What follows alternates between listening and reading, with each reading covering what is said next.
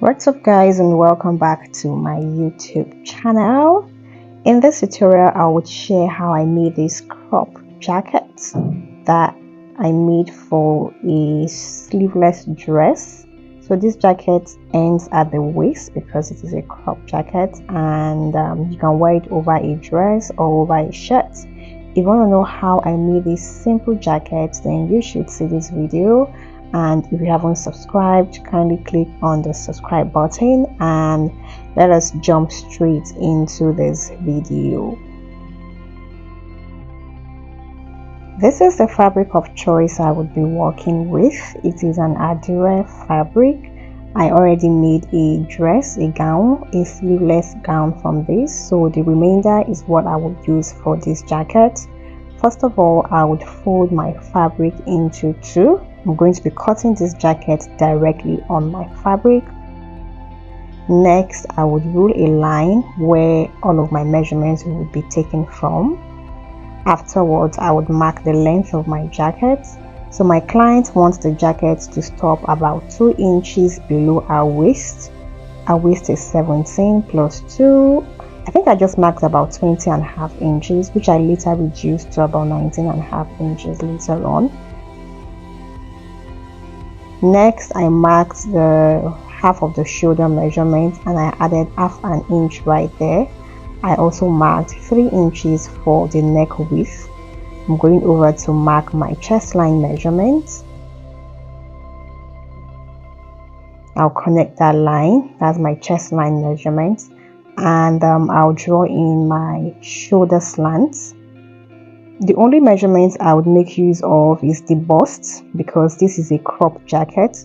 So I am going to be measuring a quarter of the bust measurement. I would add 0.75 inch for ease and then add my side seam allowance. I would measure the entire measurement I have there and mark it on the waistline.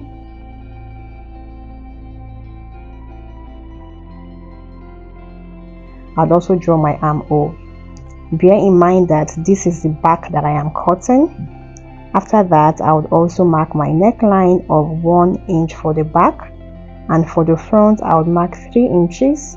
I would be using the back to cut the front. After that is all done, I'll proceed to cut this out.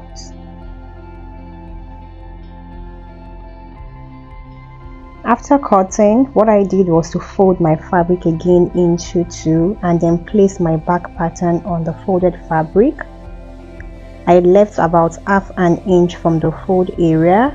This is because the front would be open and I need half an inch to turn with the lining. So I'm just going over to pin my back pattern on the front, then I'll cut this out.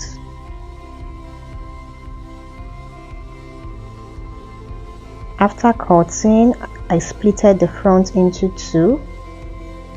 Then I drew my neckline for the front. It's going to be slightly lower than that of the back.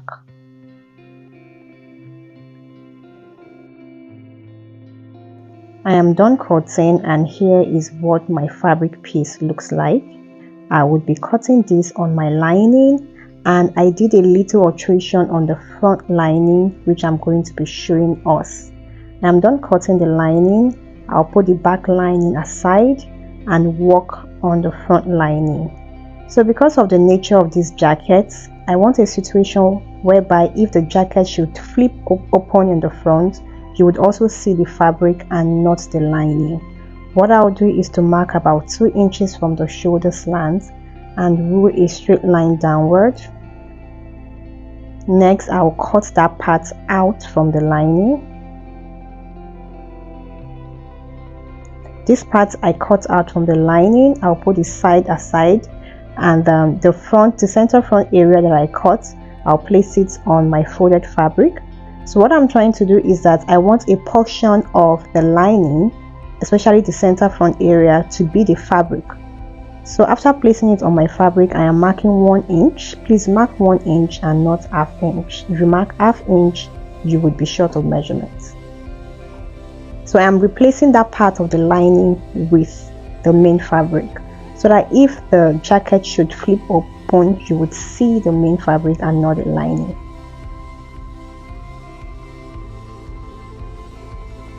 So guys, after cutting, I will discard the lining, then I'll be joining the center front of the lining to the side front, which has been replaced with the main fabric. It is now time to begin sewing. The first thing I will do is to join these two lining pieces together so that I can have a complete fabric piece.